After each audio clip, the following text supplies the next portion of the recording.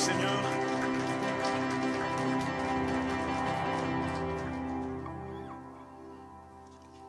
Que le nom du Seigneur soit béni. Nous voulons rendre toute la gloire à notre Dieu.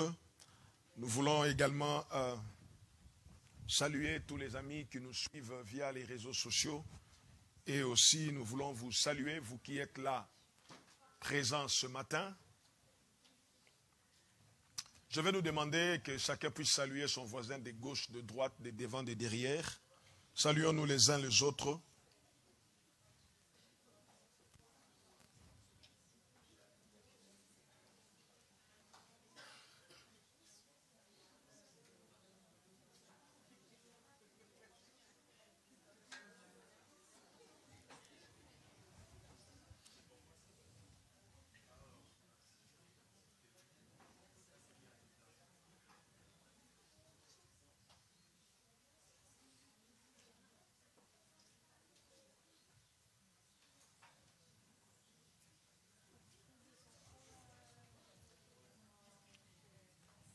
Amen.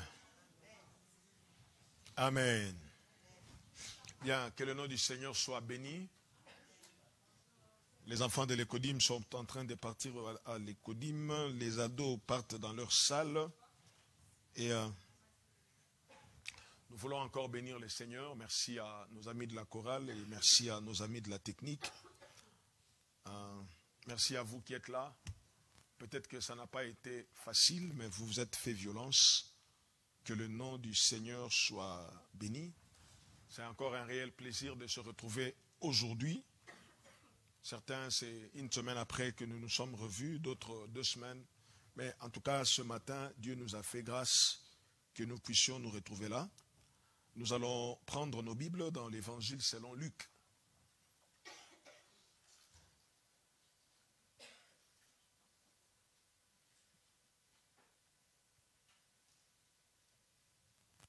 Luc chapitre 8.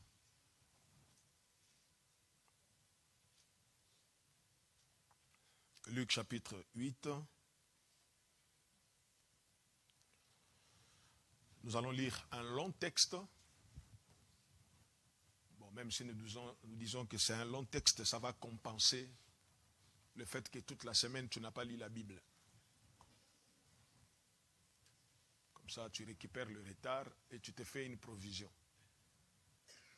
Et je saurai encore la semaine si tu vas lire un peu ou beaucoup. Si tu lis un peu, le dimanche, quand on reviendra, on va encore lire un long chapitre. Amen. Luc chapitre 8, verset 40 à 56. Bon, il n'y en a pas beaucoup, hein, c'est juste 16 versets. À son retour, Jésus fut reçu par la foule, car tous l'attendaient. Et voici, il vint un homme nommé Jairus, qui était chef de la synagogue. Il se jeta à ses pieds et le supplia d'entrer dans sa maison, parce qu'il avait une fille unique, d'environ 12 ans, qui se mourait. Pendant que Jésus y allait, il était pressé par la foule. Or, il y avait une femme atteinte d'une perte de sang depuis 12 ans qui avait dépensé tout son bien pour les médecins sans qu'aucun n'ait pu la guérir. Elle s'approcha par derrière et toucha le bord du vêtement de Jésus. Au même instant, la perte de sang s'arrêta. Jésus dit, « Qui m'a touché ?» Comme tous s'en défendaient, Pierre et ceux qui étaient avec lui dirent, « Maître, la foule t'entoure et te presse et tu dis, qui m'a touché ?» Mais Jésus répondit, « Quelqu'un m'a touché car je connus qu'une force était sortie de moi. » La femme, se voyant découverte, vint toute tremblante se jeter à ses pieds et déclara devant tout le peuple pourquoi elle avait touché et comment elle avait été guérie à l'instant. Jésus lui dit, « Ma fille, ta foi t'a sauvée, va en paix. » Comme il parlait encore, survint de chez le chef de la synagogue quelqu'un disant, « Ta fille est morte. N'importune plus le maître. » Mais Jésus, ayant entendu cela, dit au chef des synagogues, ne crains pas, crois seulement, et elle sera sauvée. Lorsqu'il fut arrivé à la maison, il ne permit à personne d'entrer avec lui, si ce n'est à Pierre, à Jean et à Jacques, et au père et à la mère de l'enfant. Tous pleuraient et se lamentaient sur elle. Alors Jésus dit, ne pleurez pas, elle n'est pas morte, mais elle dort. Et il se moquait de lui, sachant qu'elle était morte. Mais il la saisit par la main et dit d'une voix forte, enfant, lève-toi. Et son esprit revint en elle, à l'instant, elle se leva. Et Jésus ordonnant qu'on lui donne à manger. Les parents de la jeune fille furent dans l'étonnement et il leur recommanda de ne dire à personne ce qui était arrivé. Amen. Ce matin, nous voulons partager ce sujet. Ne crains pas, crois seulement. Ne crains pas, crois seulement parce que il y a des raisons de trembler. Il y a des raisons d'avoir peur. Il y a des raisons de craindre. Il y a des raisons. Mais le Seigneur, il change. Il dit, ne crains pas, crois seulement. Quand nous voyons ce contexte, nous comprenons qu'il y avait vraiment des raisons de craindre. Je suis de plus en plus persuadé que nous vivons un temps où nous avons plus besoin d'expérimenter la puissance de Dieu. Je suis de plus en plus convaincu qu'il faut que quelque chose se passe. Les problèmes, les difficultés, les questionnements que nous nous posons, des situations compliquées dans lesquelles nous pouvons nous retrouver, font vraiment que nous avons de plus en plus besoin d'expérimenter la puissance de Dieu. Les maladies qui se multiplient, les problèmes qui n'arrêtent pas de surgir, on résout un problème, on se retrouve face à un autre problème, et je suis vraiment convaincu, et je suis même convaincu qu'au jour d'aujourd'hui, nous avons plus besoin d'expérimenter la puissance de Dieu qu'elle était autrefois les gens qui étaient avec Jésus. Vous allez me poser la question de savoir pourquoi. Mais tout simplement parce que lorsque Jésus parle des temps qui vont arriver, des maladies, des choses compliquées qui allaient arriver, pour les gens de son époque, c'était des choses un peu très éloignées. La preuve, si nous examinons depuis que Jésus a été physiquement sur terre jusqu'à aujourd'hui, il s'est quand même passé au moins, plus ou moins 2000 ans. Donc vous imaginez que les gens de l'époque de Jésus, quand ils entendaient Jésus parler, ils disaient, on n'en a pas trop besoin. Mais maintenant, quand nous examinons la réalité de la vie quotidienne, la réalité actuelle, on est de plus en plus convaincus que nous avons besoin de vivre la puissance de Dieu.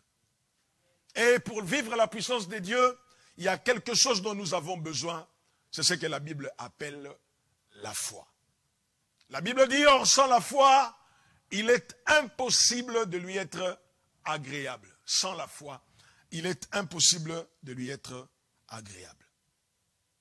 Mais cependant, quand bien même nous disons qu'il est de plus en plus important ou pressant que nous puissions expérimenter la puissance de Dieu, je veux que nous puissions retenir deux vérités au sujet de la puissance de Dieu.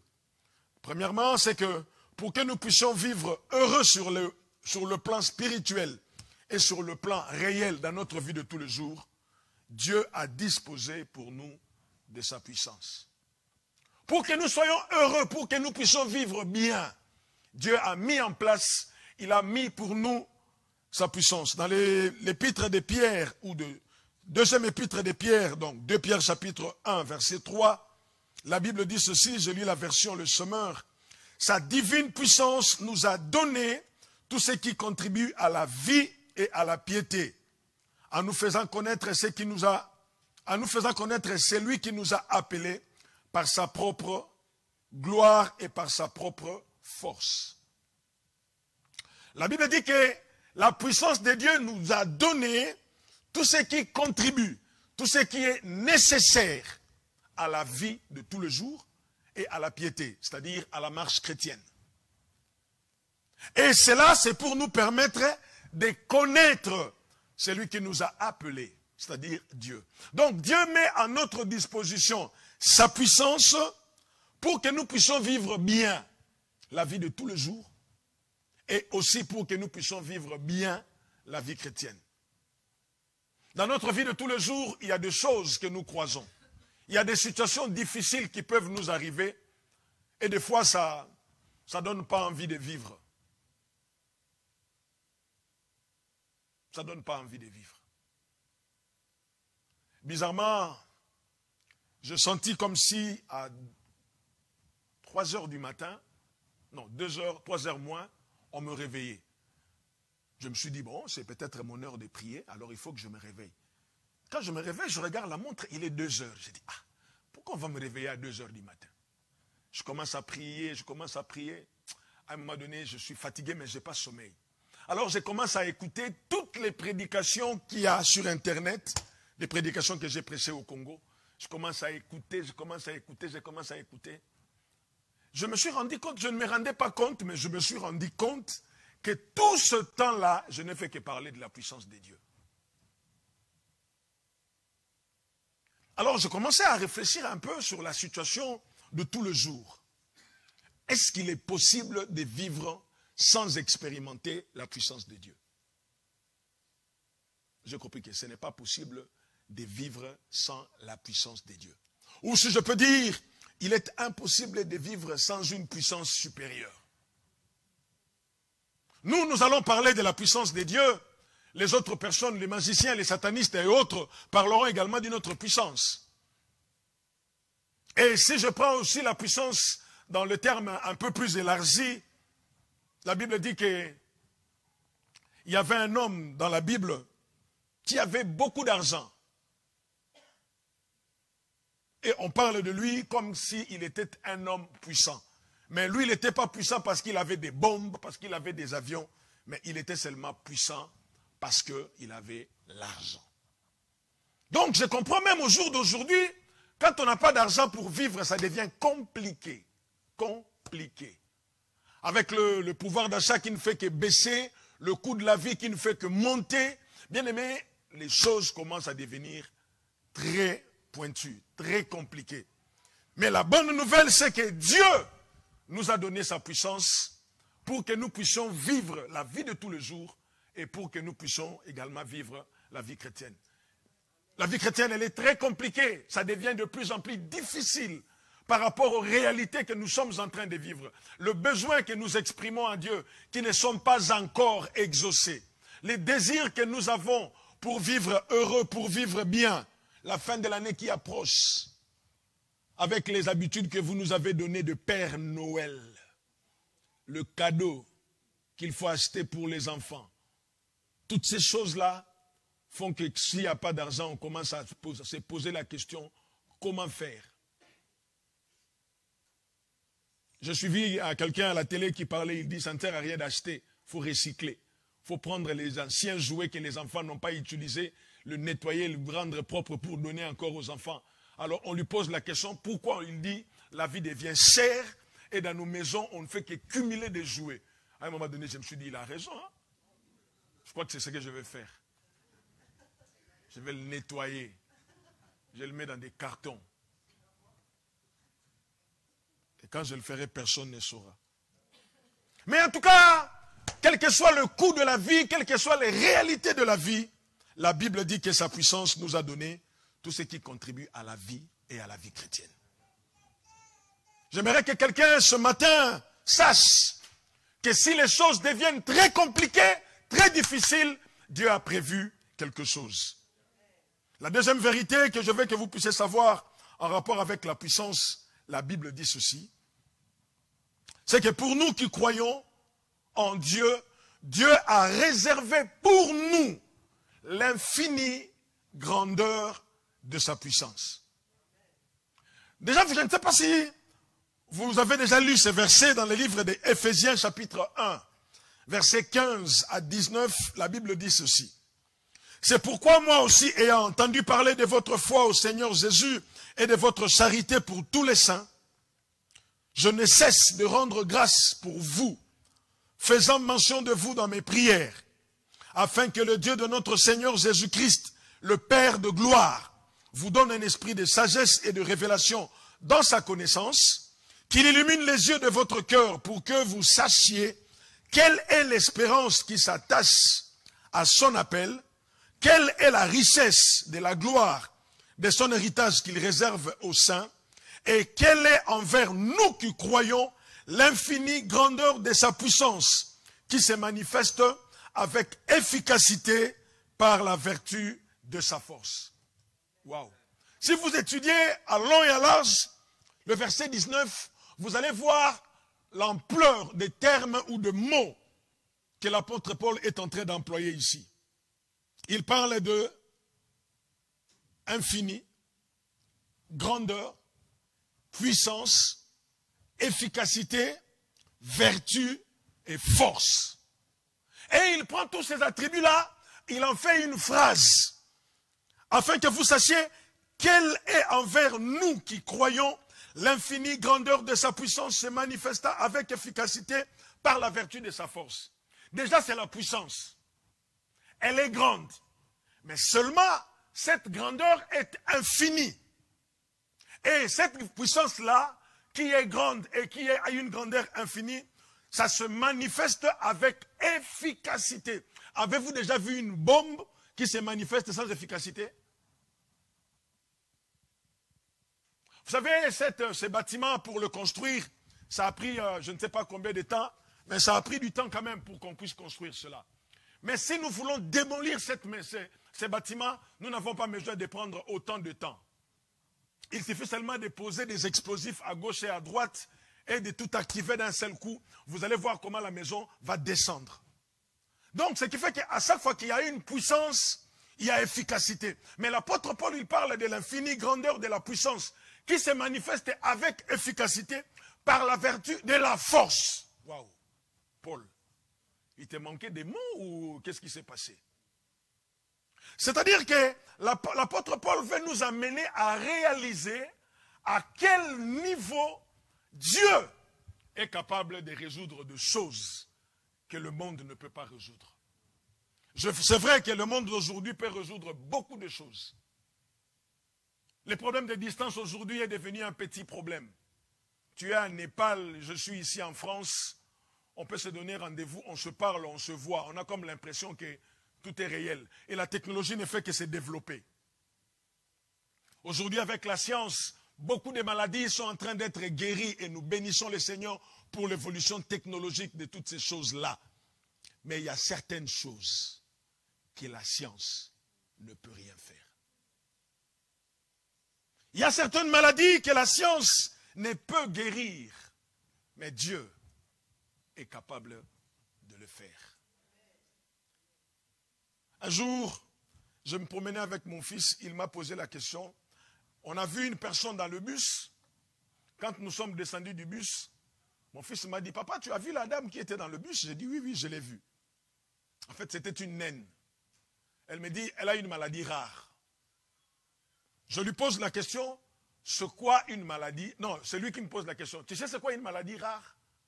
J'ai dit, ah, c'est intéressant. J'ai dit, non, c'est quoi? Il me dit, c'est une maladie qui n'a pas de médicaments. Ah, sa définition était intéressante. Hein? Maintenant, j'étais amené à lui expliquer qu'est-ce qu'on appelle maladie rare. Mais je lui dis, tu as raison. Il n'y a pas de médicaments. Et quand nous voyons toutes ces maladies rares-là où il n'y a pas de médicaments, il y en a beaucoup. Hein? Moi, pour que je connaisse une maladie qu'on appelle sarcoïdose, il a fallu que la personne qui est à l'église puisse être atteinte de sarcoïdose pour que je sache que la maladie existe. Sclérose en plaques. Je l'ai connu parce qu'il y avait quelqu'un à l'église qui était venu, il était souffrant de cette maladie-là. Dernièrement, je viens de connaître ostéoporose. J'ai dit, ok, les maladies existent. Et ce qui est merveilleux, c'est que quand je vois le Seigneur faire des choses, guérir toutes ces maladies-là, j'ai dit, waouh, Dieu est puissant. Car Dieu est puissant et il règne dans son saint lieu. Dieu est tellement puissant que nous avons tout intérêt à lui faire confiance. Vous allez me dire que par rapport à votre réalité, vous n'avez jamais expérimenté cela. Vous allez me dire que par rapport à votre quotidien, vous ne voyez pas en quoi Dieu est puissant. Parce que votre problème persiste. Parce que vos difficultés persistent. Bien-aimés dans le Seigneur, face à cela, je ne saurais pas vous dire pourquoi votre problème persiste. Mais s'il y a quelque chose que je peux te dire, c'est que si ton problème persiste, les autres, leurs problèmes sont en train d'être résolus. Mais quoi qu'il en soit, ce n'est pas parce que ton problème persiste que Dieu n'est pas puissant. Il est puissant. Et d'ailleurs, il est le tout-puissant. Le jour où Dieu va se révéler à Abraham, Abraham, il avait une ferme promesse. Dieu lui avait dit, tu auras un descendant. Abraham, il attend. Lorsque Dieu a dit à Abraham, tu auras un enfant, Abraham avait 75 ans. 24 ans après, Abraham n'a toujours pas d'enfant. Alors, Sarah, la belle maman Sarah, va dire à Abraham, chéri, tu sais, Dieu ne ment jamais. Mais, soyons réalistes, ayant le deux pieds sur terre. Il y a certaines choses, il ne faut pas croire que Dieu va le faire. Tu vois, tu avais la promesse, tu avais 75 ans. Aujourd'hui, tu as 99 ans, tu n'as toujours pas d'enfant. Moi, je te conseille. Non. À cette époque, Abraham n'a pas encore 99 ans. Abraham et Ismaël, ils ont l'écart de combien d'années? Il y a quelqu'un qui fait. Et pourtant, c'est écrit dans la Bible. Hein? Pendant que le temps passe, Sarah va dire à Abraham, prends ma servante, sors avec elle et l'enfant, ça sera toujours notre enfant. Donc Ismaël est né. Ismaël est né. Quelque temps après, à l'âge de 100 ans, 99 ans, pardon, Dieu va voir Abraham. Il dit, Abraham, je suis le Dieu Tout-Puissant. Abraham, il dit, oui, ça je le sais. Dieu dit, non, tu ne le sais pas encore. Parce que tu crois que je ne suis pas capable de te donner un enfant. Tu as fabriqué un enfant par tes calculs, par ton raisonnement avec ta femme. Maintenant, moi, je sais que tu as 99 ans. Lorsque je t'avais appelé, je t'avais fait une promesse. Tu avais 75 ans. Chemin faisant, tu as eu un enfant. Mais ce n'est pas lui, l'enfant de la promesse. Mais moi, je te dis que l'enfant de la promesse viendra. Seulement, sache que je suis le Dieu Tout-Puissant. Marche devant ma face et sois intègre. Ça, c'est à 99 ans. À 100 ans, mamie Sarah commence à avoir des nausées. J'imagine un peu Abraham qui lui pose la question, mais pourquoi tu craches partout comme ça? Je ne sais pas ce qui m'arrive. C'est pour cela, on a donné à cet enfant le nom de Isaac, qui signifie rire. Pourquoi rire? Parce qu'Abraham a ri, Sarah a ri, et Dieu va le faire rire. Dieu est capable de faire les choses, même les choses que nous ne pouvons pas imaginer. Mais des fois, je me pose la question, pourquoi Dieu ne fait pas les choses simplement? Tu viens comme ça, tu dis, Seigneur, je suis malade, il te guérit. Jésus, j'ai envie de lui poser la question, pourquoi tu as seulement attendu que Lazare meure pour que tu viennes? Pourquoi tu n'étais pas venu pour guérir quand il était malade? Une sœur va donner la réponse en disant, Dieu a préféré ressusciter que guérir la maladie. Et Jésus a ressuscité plusieurs personnes, mais le cas de Lazare, c'est un peu à l'extrême. Il sent déjà. Jésus dit, c'est bon. Et le texte que nous venons de lire nous fait comprendre encore une autre réalité de la vie. Il s'agit du chef des synagogues. Les synagogues à l'époque, c'était des lieux où les gens venaient pour apprendre la loi. C'est un peu, on va dire aujourd'hui, c'est comme les églises. Alors, chaque synagogue avait un responsable. Donc, il y en a un qui s'appelle Jairus. Il est le chef du synagogue. Alors, il a tellement vu Jésus, il a tellement entendu les gens parler de Jésus, parce qu'il est le chef de la synagogue. Donc, quand les gens viennent dans la synagogue pour écouter la parole de Dieu, il y a des gens qui discutent. Comme aujourd'hui, quand nous venons à l'église, avant que l'église commence, on commence à poser la question. Pasteur, tu as regardé, tu as vu la vidéo, tu as vu, parce qu'on se raconte des choses. Alors, Jairus attend également, on parle de Jésus. Il a fait ceci, il a fait cela, il a fait beaucoup de choses. Jairus n'a pas encore de raisons pour lesquelles il peut aller voir Jésus. Mais ce jour-là, sa fille est malade. On parle d'une fille de 12 ans. Lui-même, quand il va voir Jésus, il va dire à Jésus, ma fille est à l'extrême. Ici, on dit, sa fille était une fille de 12 ans qui se mourait. Donc, quand on regardait la fille de Jairus, on disait, les médecins disaient, madame, tenez bon. Et j'aime quand les médecins commencent à donner des précisions. Il ne lui reste pas une semaine. Dans 48 heures. Et des fois, ça marche. Hein? On vous a dit, 48 heures, c'est beaucoup. Vous allez voir, moins de 48 heures, la personne, elle part. Des fois, je regarde les médecins, je dis, mais ils ont un pouvoir bizarre ou c'est seulement la science? Et Jairus également était dans ce cas-là. Quand il regarde son enfant, on lui dit, vu comment il commence à respirer, en tout cas, selon. Dans mon expérience de vie, pour avoir vu quelqu'un mourir, j'étais encore très jeune quand mon grand frère mourait en ma présence et c'est moi qui étais amené à lui fermer les yeux. J'ai commencé à voir et je sentais qu'on me disait, il va mourir. J'ai commencé à voir comment sa respiration commençait à changer. Je regardais, il commence à hoqueter. En fait, je commence à dire, ah, donc quelqu'un, quand il veut mourir, il se passe des choses comme ça. D'accord. Ok. Et ma soeur était là en train de me regarder. Ma soeur qui a fait les études de médecine, elle me regarde. Elle me dit, il va mourir. Je lui pose la question, est-ce que tu veux accepter Jésus? Il me regarde, il ne peut plus parler. C'était trop tard pour lui. Quand il a fait, oh! Et c'était parti. Jairus également voit que sa fille va mourir. La situation est en train de s'empirer. Jairus, il dit, non, c'est quand même ma fille. Je ne veux pas. Elle ne peut pas mourir. Jairus, elle s'est dit, j'ai entendu parler de Jésus. Je vais aller le voir. Alors la Bible dit que Jésus était parti à Génézareth ou à Gadara, là où il a chassé les démons. Mais avant de partir, il avait fait tellement de choses. Quand il est parti, il a traversé là où nous avions parlé pendant longtemps. Passons sur l'autre bord. Maintenant, les gens savaient que Jésus est parti, il va revenir. Alors la Bible dit, à son retour, il fut reçu par la foule. J'aime la dernière phrase. Car tous l'attendaient. Il y a eu des gens, des pères de famille, des mères de famille, qui étaient là, qui disaient, on attend Jésus. J'imagine un peu, lorsqu'il traverse la mer, les gens disent, il est là, il arrive, c'est sa barque. Les gens s'accumulent sur le bord de la mer parce qu'ils veulent voir Jésus. Il y en avait certainement qui avaient apporté des enfants malades.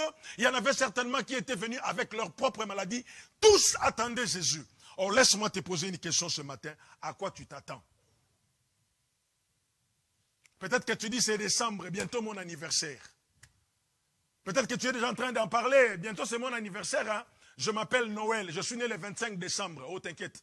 On va te chanter joyeux anniversaire. C'est bon. Ça suffit. Peut-être que tu attendras les commentaires sur Facebook. Probablement, tu n'auras pas le mien.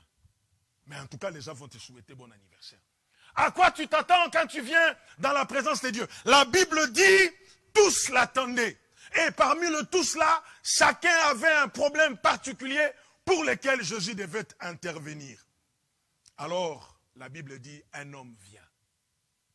Je ne sais pas si les chefs de synagogue portaient des tenues particulières, où ils avaient des insignes qui signifiaient qu'il est le chef de synagogue, mais en tout cas ce jour-là, Jairus vint.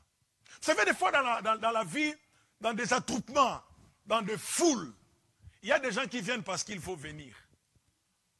Comme dit la Bible, la profondeur appelle la profondeur, la foule appelle la foule. Parce que imaginez que vous sortez, vous êtes en train de partir, tout d'un coup vous voyez une foule. En tout cas, même si vous n'allez pas traîner, mais vous allez chercher à savoir qu'est-ce qui se passe. Alors il y a des gens qui viennent comme ça, parce que la foule attire la foule. C'est pour cela, bien aimé dans le Seigneur, quand nous sommes en train de faire des choses, évangélisation, c'est sur cela, des choses en plein air, si nous avons besoin de la foule et que nous vous disons venez, venez, parce que la foule attire la foule. Jairus, il y a des gens qui sont venus là-bas, il y en a quand tu lui poses la question, qu'est-ce que tu es venu faire? Il dit non, je ne sais pas. Moi j'ai vu les gens, je suis venu. Ah ok. C'est comme cela que les jeunes hommes de Marc là, qui s'était sauvé tout nu, était venu le jour où on arrêtait Jésus. Il ne savait pas c'était quoi. Il vient voir avec son drap, il va regarder Jésus. Dès qu'il arrive, les soldats l'attrapent. La Bible dit, il laissa son drap et il se sauva tout nu. Parce qu'il était venu dans la foule, sans raison, sans conviction, il est venu. Bien aimé, ne venez pas à l'église comme ça, non. Venez avec une raison, avec une détermination en disant, je vais à la maison de Dieu, je veux écouter la parole de Dieu, je veux que Dieu me touche. Ça change beaucoup de choses. Beaucoup de gens étaient là dans la foule. Jairus, il vient. Quand Jairus, il vient, il pose son problème à Jésus. Il dit, ma fille est à l'extrême. Ma fille est en train de mourir, viens la guérir. Jésus ne lui dit pas un mot contraire. Jésus lui dit, on va partir. Et il commence à partir. Ils sont en train de partir. Et j'imagine un peu, Jairus pouvait dire au fond de lui, hein, accélère un peu les pas. L'état dans lequel j'ai laissé ma fille, c'est chaud. La fille avait 12 ans. On commence à voir sa fille grandir, ça fait plaisir. On est content. Pendant qu'ils sont en train de partir, il y a encore une autre personne dans la foule. Lui aussi, elle aussi à son tour, elle avait entendu parler de Jésus. Elle aussi avait un problème qui a fait 12 ans. C'est-à-dire, le jour où la fille de... enfin, pour ne pas dire le jour, l'année où la fille de Jairus est en train de naître, c'est l'année où la dame tombe malade. 12 ans. Perte de sang. Elle aussi, elle avait entendu parler de Jésus. Elle était parmi les gens qui attendaient Jésus. Elle s'est dit, moi, avec mon état, avec mon impureté, avec mon sang qui coule, si je vais au-devant de lui, ses disciples sont compliqués. Et lui-même, comme c'était un juif, il connaît la loi, on va m'expulser. Je ne passe pas devant, je ne suis pas propre, je ne suis pas digne d'être comme Jairus. Moi, je passe par derrière. Alors la dame va manifester sa foi, elle va toucher la robe de Jésus. Alors Jésus va sentir qu'il s'est passé quelque chose. Jésus s'arrête. Il pose, il y a un problème. Qu'est-ce qui se passe? Qui m'a touché? Qui m'a touché? Les disciples viennent le voir et disent, oh Seigneur, tu vois qu'il y a quelqu'un, c'est toujours le courageux Pierre. C'est des gens qu'il faut voir au ciel. Il dit, tu vois vraiment la foule et tu poses. Vraiment Jésus, essaie un peu d'être raisonnable. Avec cette foule-là, tu poses la question, qui m'a touché? Et Jésus, des fois, essaie un peu de réfléchir avant de poser des questions que tu poses. Vraiment avec une foule comme ça, comment tu veux vraiment Jésus? Ah non, moi ça commence à me fatiguer. Jésus le regarde, il dit, non. Quelqu'un m'a touché. Il y a des gens qui m'ont cogné par erreur, qui m'ont demandé pardon. Il y a des gens qui m'ont dit désolé, mais elle n'a pas dit désolé. Elle est venue récupérer quelque chose qui était en moi et elle l'a récupéré. Je veux savoir c'est qui. Alors Pierre, elle voit, non, il dit non. Si Jésus commence à parler comme ça, j'imagine Pierre, bon, qui l'a touché ici? La dame, elle sort toute tremblante. Il dit, c'est moi. Écoutez comment il a dit. La femme, se voyant découverte, vint toute tremblante se jeter à ses pieds et déclara devant tout le peuple pourquoi elle l'avait touché et comment elle avait été guérie à l'instant. Donc quand la femme parle, elle donne en même temps un témoignage. Elle dit non, moi ma situation, elle est celle-ci. J'imagine quand les gens ont découvert que c'était elle, il y en a qui sont enfouis. Elle va nous impurifier. La femme, elle dit non. Moi, je suis telle femme, telle femme, telle femme, telle femme. J'ai dépensé ça, ça, ça. Mais quand je suis venu, je l'ai touché. À l'heure où je vous parle, le sang ne coule plus. Mais seulement, pendant ce temps-là, je ne sais pas ça a pris combien de minutes, les gens ont quitté la maison de Jairus. Ils sont venus le voir pour dire, Jairus, Jairus, Jairus, arrête d'importuner les maîtres. Trop tard. L'enfant a rendu l'âme. Si moi j'étais à la place de Jairus, cette dame. Parce qu'on va dire c'est à cause d'elle. Mais essayez un peu de réfléchir. Est-ce que c'est à cause d'elle? J'en sais rien. Parce que le temps que les gens quittent la maison de Jairus, entre la maison de Jairus et là où Jésus était, ça faisait combien de minutes? Est-ce que c'est le temps que Jésus a passé?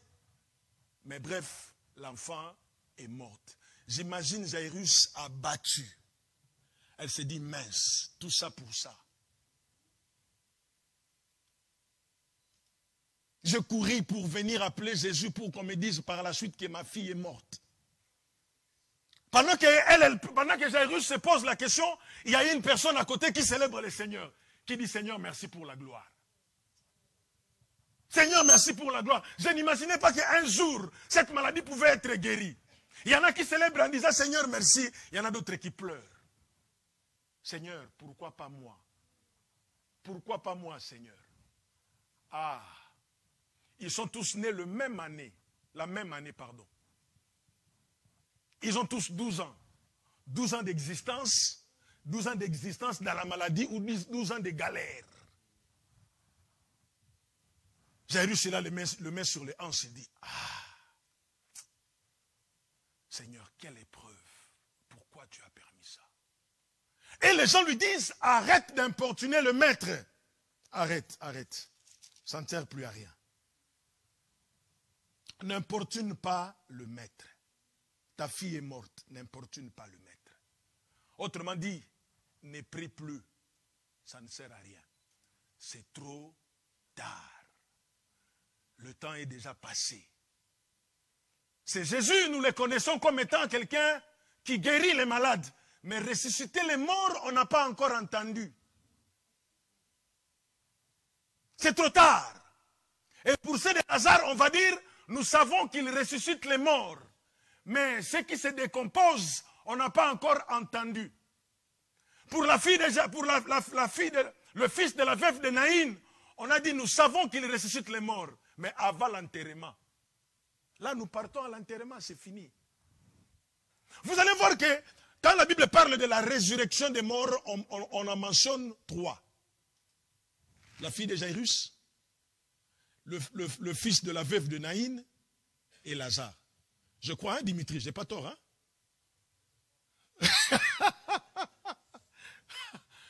On en mentionne 3. Mais dans ces 3 résurrections, il y a une particularité qui s'ajoute. On dit à Lazare, à Jairus, n'importune pas le maître. Comme pour dire en d'autres mots, c'est trop tard, c'est fini. C'est la fin de l'année. Cette gloire-là, l'année de la gloire est finie. C'est fini. On te l'avait dit, cette année tu le verras. C'est fini. C'est fini. Il ne se passera plus rien. Rentrons seulement à la maison, allons faire notre deuil. Nous allons t'accompagner jusqu'à ce que tu vas aller enterrer ton enfant. Ça ne sert à rien. On te l'avait déjà dit de toutes les façons que ce genre de situation, le temps d'aller prendre Jésus et de revenir. En plus, tu as trop traîné, tu étais là, tu l'attendais pendant qu'il était sur l'autre bord. L'enfant est mort. Va l'enterrer. La Bible dit ceci. Mais Jésus ayant entendu cela, dit au chef de la synagogue, ne crains pas, crois seulement. Ah, une question que je vais nous poser. Quand Jésus dit ne crains pas, crois seulement, Jairus devait croire à quoi? Il devait croire que son enfant est mort ou il devait croire à quoi? Ça, c'est la plus grande question. Parce que, si tu es un peu les choses dans le contexte, on vient te dire, ta fille est morte, n'importune pas le maître. Lui, il te dit, ne crains pas, crois seulement. Je dois croire à quoi? Je dois croire que ma fille est morte ou bien je dois croire à autre chose? Alléluia. Mais il était parmi les gens qui étaient venus chercher, qui attendaient Jésus. À son retour, Jésus fut reçu par la foule car tous l'attendaient. Le fait que Jairus quitte sa maison et venir là où tout le monde attendait Jésus, Jairus avait une foi de dire que ma fille va revenir, va être guérie. Et Jésus savait que Jairus, c'était un homme de foi. Je crois que Jésus connaissait même la maison de Jairus. Il s'est dit, waouh, qu'il quitte là-bas pour qu'il vienne jusqu'ici. Il a la foi. Bien-aimé, c'est ce que j'appelle en d'autres termes la réalité de la foi. Il y a une maman ici. Elle m'a appelé un jour au téléphone. Pasteur, mon travail. J'ai prié avec elle avec une forte conviction. Je lui ai dit, ne crains pas, tu vas avoir le boulot. Le soir, elle me rappelle pour me dire, pasteur, on m'a viré. Waouh. J'ai dit, Seigneur, quand moi j'avais prié, tu m'avais donné la conviction que ça va aller se passer. Moi, j'attendais qu'elle m'appelle le soir. En plus, je lui ai dit, le soir, tu m'appelleras pour me donner des nouvelles. Moi, je m'attendais qu'elle me dise, pasteur, tu es un homme de Dieu puissant. Dieu a entendu ta prière. J'ai reçu le boulot. Mais elle m'appelle pour me dire, on m'a viré. J'ai dit, ah. Je ne sais pas dans quel état j'étais. Je lui pose une question qui n'a pas de sens. Qu'est-ce que tu dis de toi-même? Elle est là, elle rigole. Je lui pose la question, qu'est-ce que tu dis de toi-même? C'est-à-dire une question qui n'a pas sa raison d'être. Et un jour, on était avec les autres pasteurs de la parole du salut, je raconte l'histoire. Tout le monde commence à rigoler. Le pasteur Nevela me dit, ça c'est la réalité du ministère. Tu pries pour quelqu'un, tu sais que ça va aller. La personne te rappelle le soir. Tu te dis, non, pasteur, on m'a viré. Je me pose la question, est-ce que mes prières, c'est quoi le problème? Pasteur, on m'a viré. Et pourtant, quand on commence l'église telle que nous sommes là, on a besoin que les gens viennent. On a besoin de gagner les gens. Et l'un des moyens de gagner les gens, c'est que les gens soient amenés à vivre la puissance de Dieu. Et quand les gens témoignent, j'ai vu ceci, j'ai vu cela, on dit, Dieu est au milieu de nous comme un héros qui sauve. Mais quand les gens disent que, imaginez quelqu'un qui vient témoigner ici, j'avais des problèmes de travail, le pasteur a prié pour moi, on m'a viré. Comment vous allez réagir? Mais ce que j'ai compris, comme a dit un pasteur pendant que j'écoutais mes prédications le matin, le pasteur a commenté, il a dit, le nom de Dieu prépare un oui meilleur. La même personne qu'on a virée, aujourd'hui elle a un travail qui n'a rien à voir, rien à voir. J'ai dit, ah, c'était comme le jeu des dames. Je te donne manger 2 pions, toi tu penses que je n'ai pas bien vu, je vais t'en manger 8. Et je vais gagner le match. Certaines choses, quand ça se produit, on a comme l'impression que, mais non, Dieu, il est où? Jairus se pose la question, mais Seigneur, j'étais venu. Et pendant que Jairus se pose la question, la femme atteinte de perte de sang pendant 12 ans a les mains levées, en disant, Seigneur, merci pour la gloire. Ah! Jésus regarde et dit, Jairus, ne crains pas, crois seulement. Ne crains pas. Si tu as quitté ta maison, tu es venu me voir. C'est que tu savais que je suis capable de faire quelque chose. Mais seulement tu me connais dans un aspect X. Tu me connais seulement comme un simple guérisseur. Tu me connais seulement comme quelqu'un qui guérit ceux qui sont à l'extrême. Mais je veux que tu saches que je suis celui qui ressuscite les morts. Mais seulement, ne crains pas. En d'autres mots, n'aie pas peur.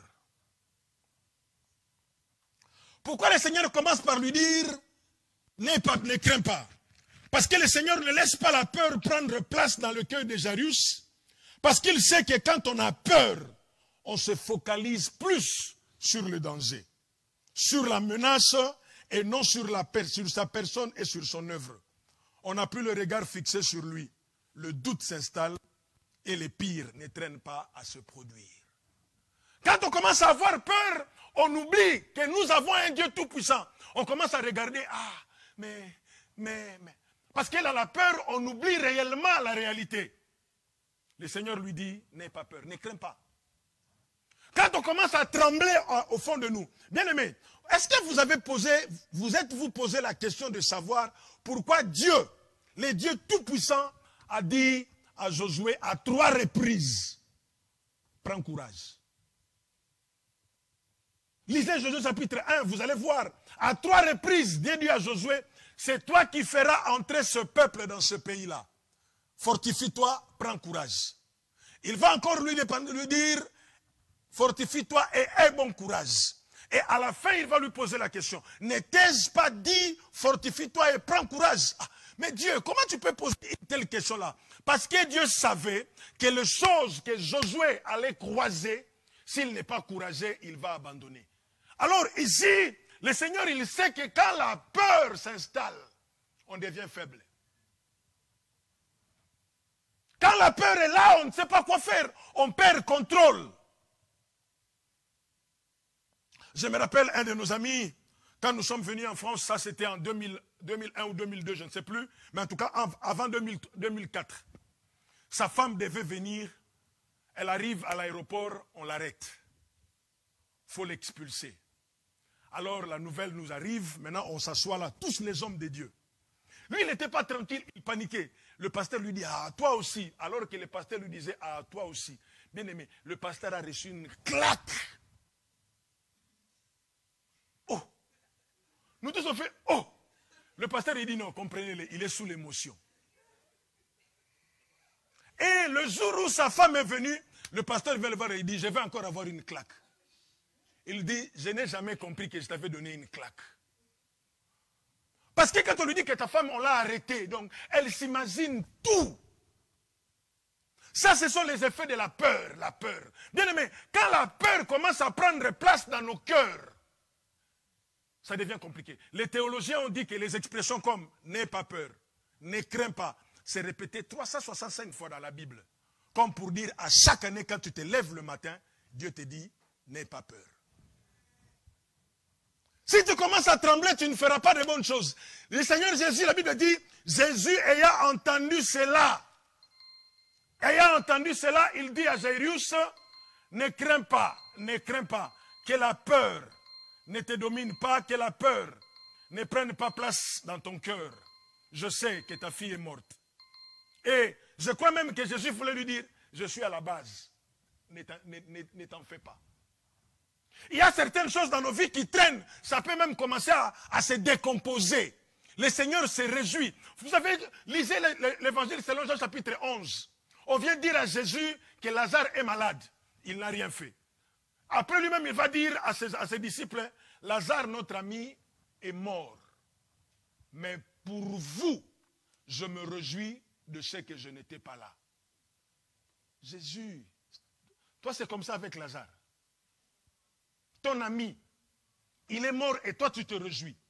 Certaines choses que nous vivons dans la vie bien-aimée dans le Seigneur, nous sommes seulement des victimes de la gloire de Dieu. Nous ne sommes que des simples victimes. Tu penses que Dieu n'a pas écouté la prière. Tu penses que Dieu ne te connaît pas. Non. Dieu permet certaines choses pour que nous puissions voir à quel point il est capable de faire des choses que nous ne comprenons jamais. Jairus est en train de pleurer. Jésus dit, ne crains pas, crois seulement. Il est en train de dire ceci. Tu as quitté ta maison, tu es venu me voir. J'ai accepté de partir avec toi. Chemin faisant, ta fille est morte. Ne crains pas, crois seulement. Crois que le fait que tu sois venu me voir, je suis capable de répondre à ton besoin. Tu m'avais dit, ta fille est à l'extrême, que j'aille l'imposer les mains pour qu'elle guérisse. J'irai, je lui imposerai les mains, elle sera guérie. Ne crois pas, ne crains pas. La peur.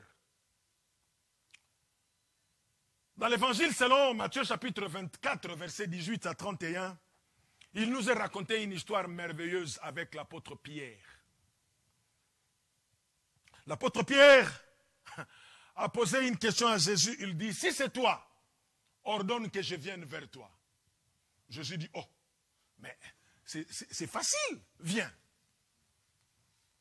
J'imagine un peu lorsque Pierre voulait sortir de la barque pour commencer à marcher dans l'eau.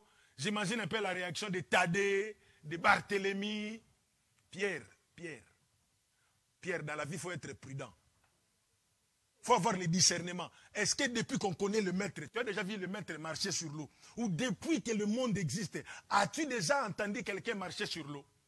N'est-ce pas que ceux qui marchent sur l'eau, ce sont des fantômes, des esprits des eaux, des démons, des esprits des eaux. Ça, c'est un esprit des eaux qui a porté la chair. Pierre fait attention. Pierre, il dit non, je saurai. Pierre, il fait le premier pas. Alors la Bible dit, Pierre lui répondit, Seigneur, si c'est toi, ordonne que j'aille vers toi sur le eau. Et il dit, viens. Pierre sortit de la barque et marcha sur le eau pour aller vers Jésus. Mais voyant que le vent était fort, il eut peur. Et comme il commençait à enfoncer, il s'écria, Seigneur, sauve-moi.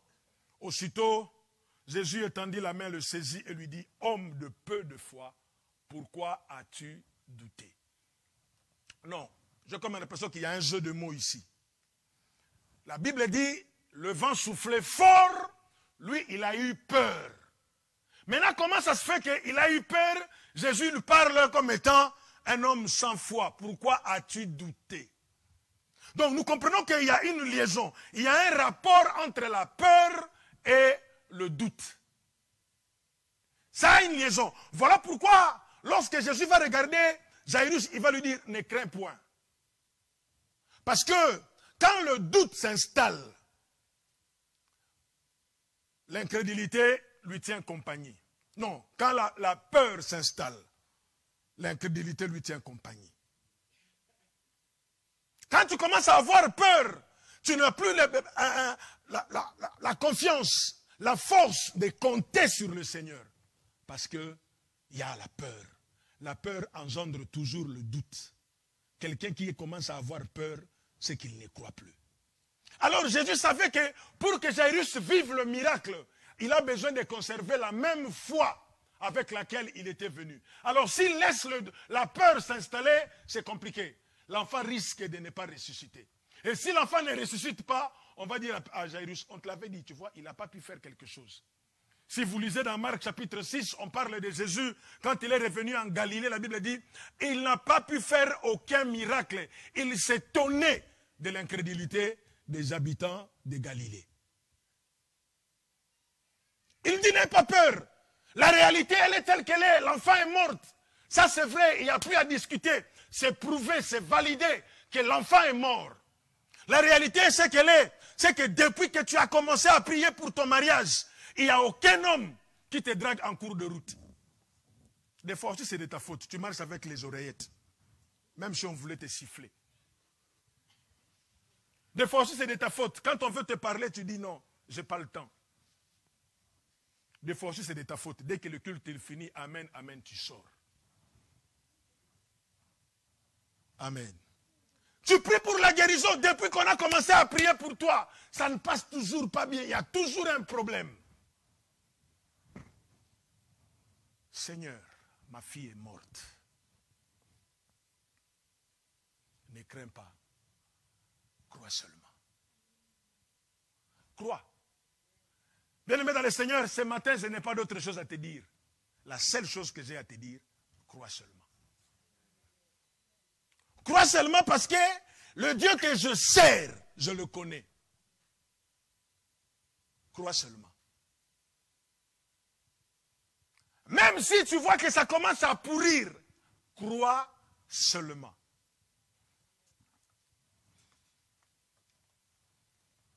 Un homme voit sa servante venir le voir. Je ne sais pas comment on appelle cette maladie en français, mais ça a un nom. Ce que nous on appelle au Congo Mbassou. Comment on appelle ça en français? Pardon?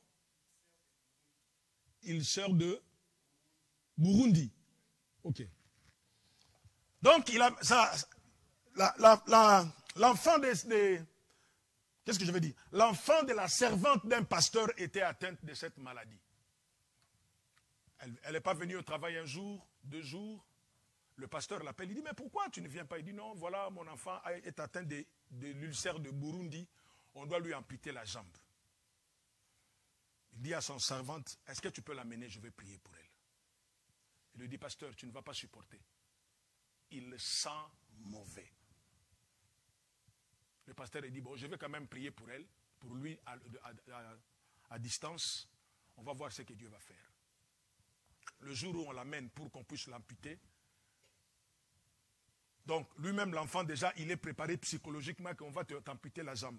Alors, quand il défait la bande qu'il avait mise sur le pied, il se rend compte que ça ne saigne plus. Les liquides qui sortaient ne sortaient plus.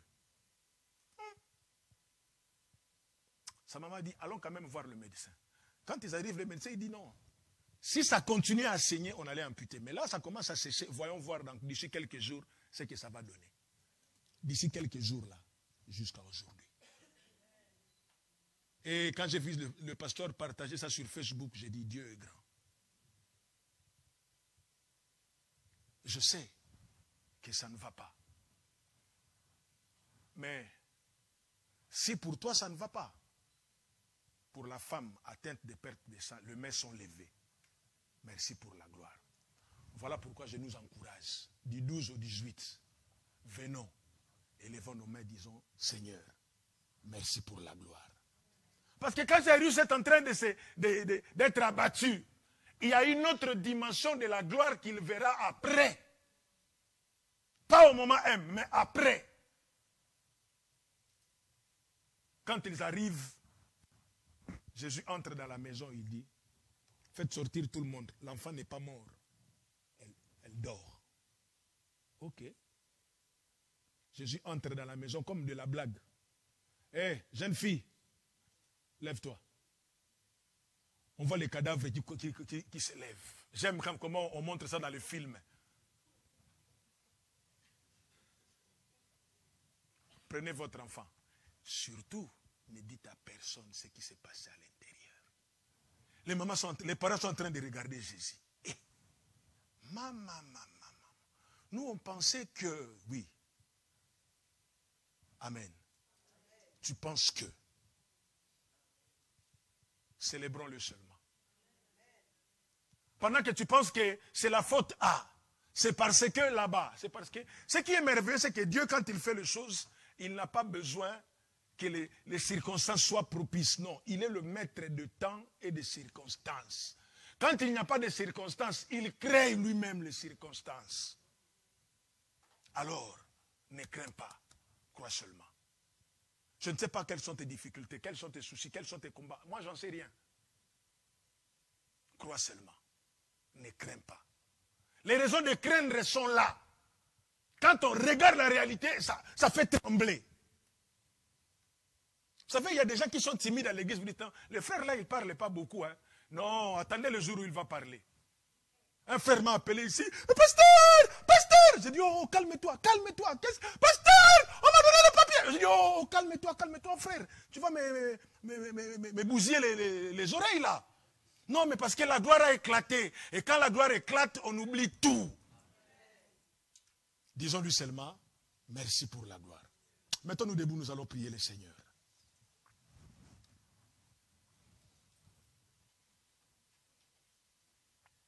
Ta réalité ne te permet peut-être pas de dire merci Seigneur. Mais la vérité veut que tu dises merci Seigneur. Oh, je veux déjà qu'à partir d'aujourd'hui, tu commences à dire à Dieu merci pour la gloire. Pendant que la femme de perte de sang se réjouissait, Jairus était en train de pleurer. Mais il ne savait pas que l'aspect de la gloire qui lui était réservé était incomparable à l'aspect de la gloire que la femme de perte de sang était en train de célébrer. Mais quoi qu'il en soit, celui de 12 ans qui était malade, celle de 12 ans qui était malade et celle de 12 ans qui était morte, tous ont expérimenté la gloire de Dieu. Je suis persuadé de tout mon cœur que chacun de nous témoignera de la gloire de Dieu. Oh, est-ce que tu peux commencer à bénir le Seigneur? Lève ta voix et commence à bénir le Seigneur. Commence à bénir le Seigneur. Commence à le bénir.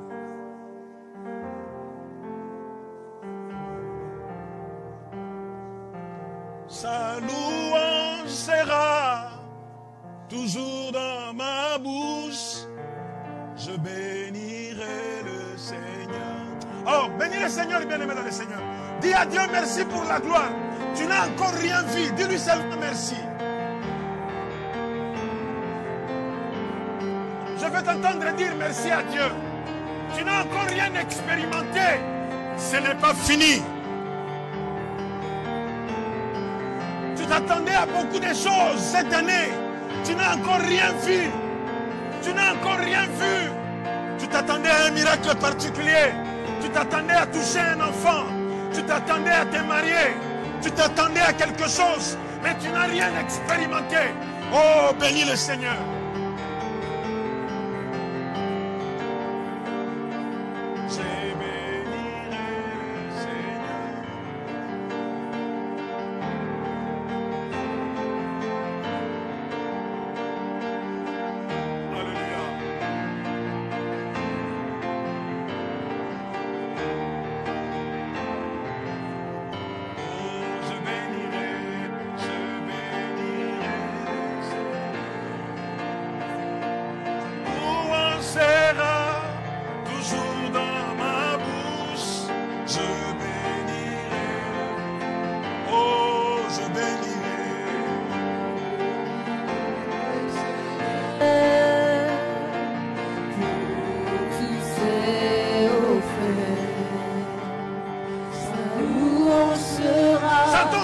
toujours dans ma bouche, je bénirai l'Éternel. S'il vous plaît, chantons cela avec conviction.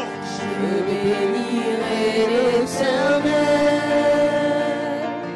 pour tous ses hauts faits. Sa louange sera toujours dans ma bouche. Je bénirai l'Éternel. Chantons-les encore, chantons-les s'il vous plaît. Je bénirai l'Éternel pour tous ses hauts faits. Sa louange sera toujours dans ma bouche. Je bénirai Encore, chantez cela. Je bénirai le Seigneur pour tous ses hauts faits. Sa louange sera toujours dans ma bouche. Je bénirai le Seigneur. Moi, je bénirai. Je bénirai le Seigneur pour tous ses hauts faits. Sa louange sera toujours dans ma bouche. Je bénirai le Seigneur. Oh, sa louange. Sa louange sera toujours dans ma bouche. Je bénirai le Seigneur. Oh, sa louange. Sa louange sera toujours dans ma bouche. Je bénirai l'Éternel. Écoutez, bien-aimés dans le Seigneur, même si la femme de perte de sang se réjouit aujourd'hui et que tu reçois des mauvaises nouvelles, ne panique pas. Dis à Dieu, je te bénirai toujours. Tu t'attendais à un miracle cette année, mais tu ne l'as pas encore vu. Dis à Dieu, je te bénirai toujours. Je veux que des voix s'élèvent dans l'assemblée pour bénir le Seigneur, pour bénir les dieux de notre salut, pour bénir les dieux qui nous connaissent, pour bénir les dieux de toutes choses. Alléluia. Bénis-le, bénis-le.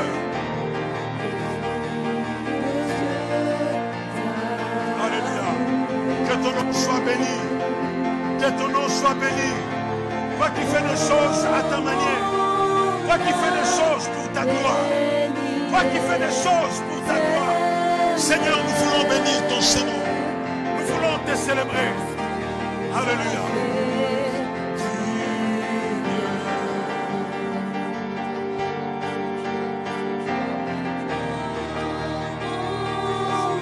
Mon âme bénit le Seigneur.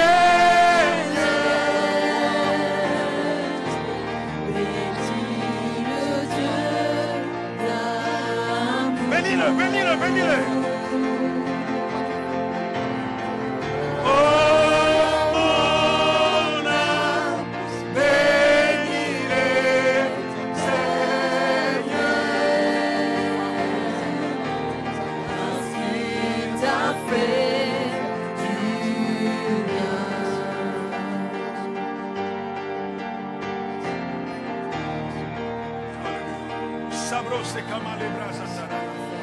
Oh, quelqu'un bénit le Seigneur. Que quelqu'un célèbre le Seigneur ce matin. Que quelqu'un adore le Seigneur ce matin. Oh, Jairus, ta fille reviendra à la vie. Dieu honore la foi. Jairus, ta fille reviendra à la vie. Dieu honore la foi. Seigneur. Parce qu'il t'a fait du bien.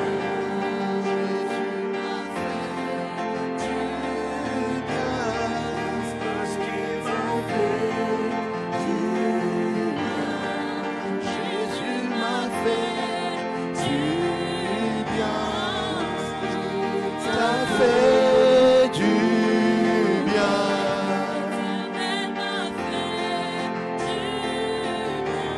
Parce qu'il t'a fait du bien. Alléluia.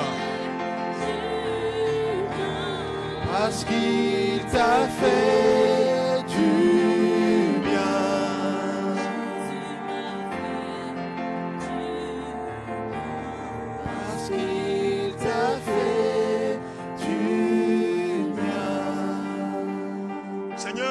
Père et notre Dieu,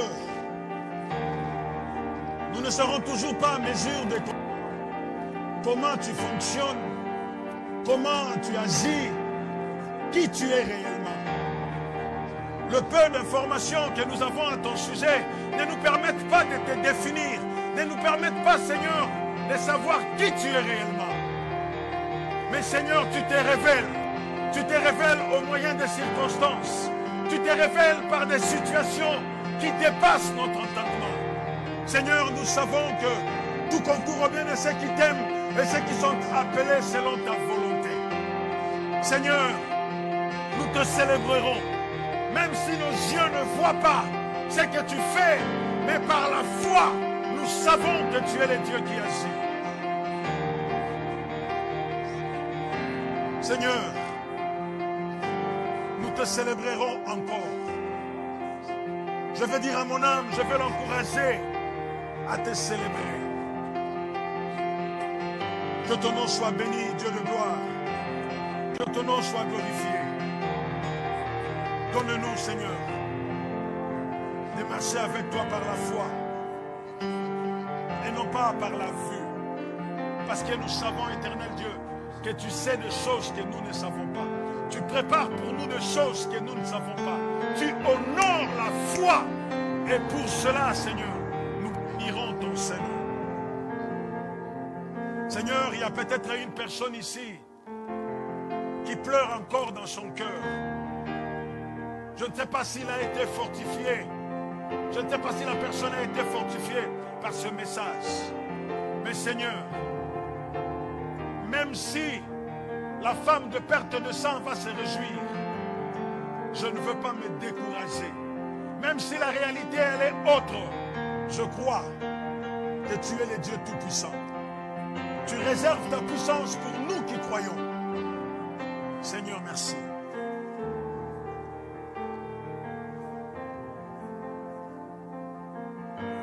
Que la gloire te revienne. Nous voulons te demander de bénir, Seigneur, ces offrandes que nous voulons te donner. Nous voulons te les donner avec joie. Nous ne voulons pas être attristés. Nous voulons te les donner pour dire que nous croyons toujours.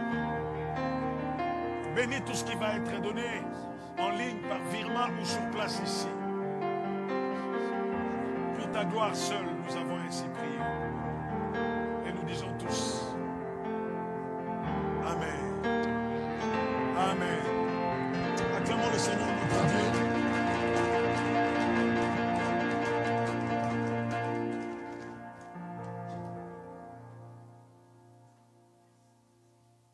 Amen. Les paniers des offrandes vont circuler. Nous arrivons à la fin de notre culte. Nous n'avons pas beaucoup de choses à nous communiquer. Je rappelle seulement que du 12 au 18, nous allons avoir notre programme de l'église à genoux. Nous allons avoir ce programme-là avec comme seul thème, Seigneur, merci pour la gloire. Du 12 au 18. Retenez cette date. Si vous avez vu les affiches sur les réseaux sociaux, partagez cela. Invitons des personnes qui voudront bien être là. Je suis convaincu que Dieu va nous faire énormément du bien pendant cette session de l'église à genoux. Certaines personnes vont expérimenter leur miracle à cette célébration. Seigneur, merci pour ta gloire. Amen. Nous voulons vraiment être là.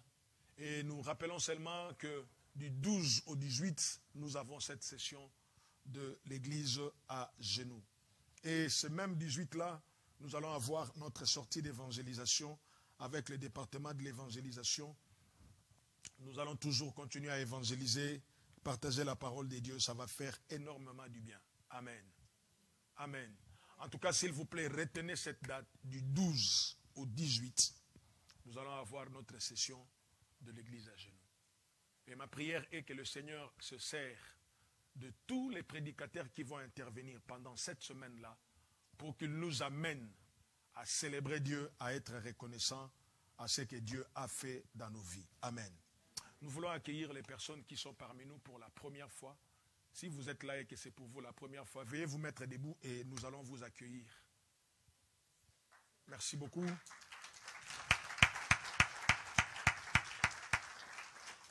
Nous sommes très contents de vous accueillir ce matin parmi nous. Que le Seigneur vous bénisse. Nous sommes l'église évangélique Parole du Salut, maison des rafraîchissements. À la fin, ne soyez pas pressés de partir. Venez ici devant, il y a un bien-aimé. À la fin, vous allez venir ici devant. À la fin, oui. Ok. Et vous comprenez quelle langue? Dutch. Ah, ok.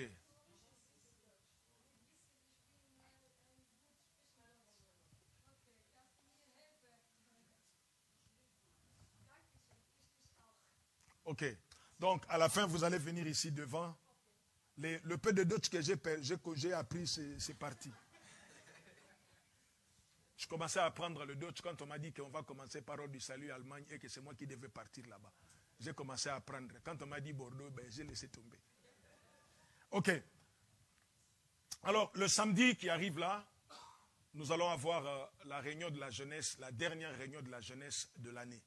Alors, le jeune, motivons-nous, sensibilisons les amis, invitons les amis de la fac, de l'auditoire, de je ne sais où, pour que cette réunion puisse très très bien se passer.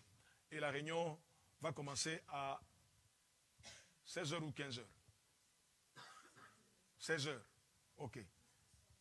La réunion commence à 16h, donc en tout cas, soyez là présents pour que nous puissions partager ces beaux moments. Amen.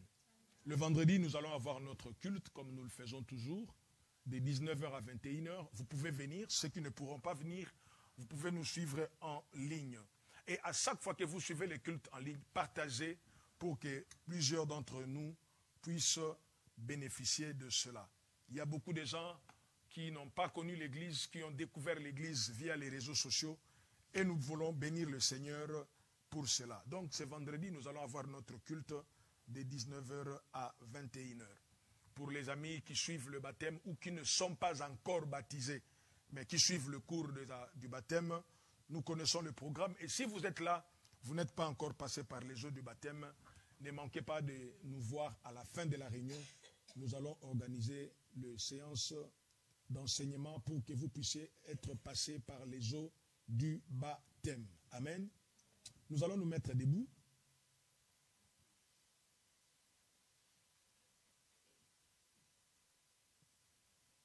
Seigneur, notre Père dans le ciel, nous voulons te dire merci.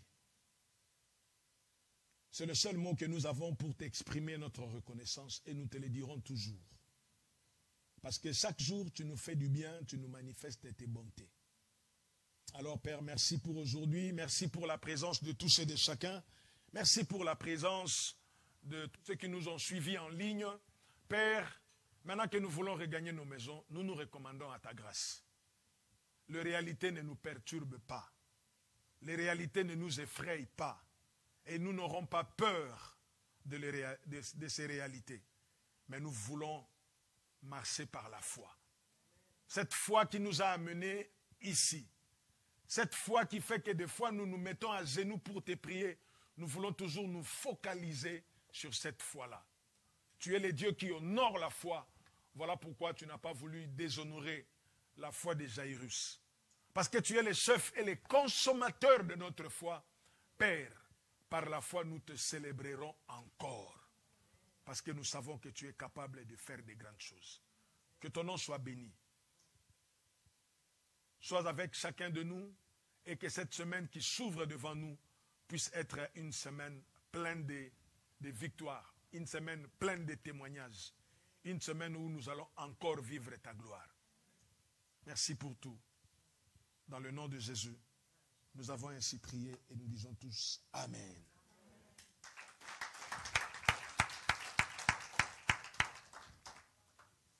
Bon dimanche et que le Seigneur vous bénisse.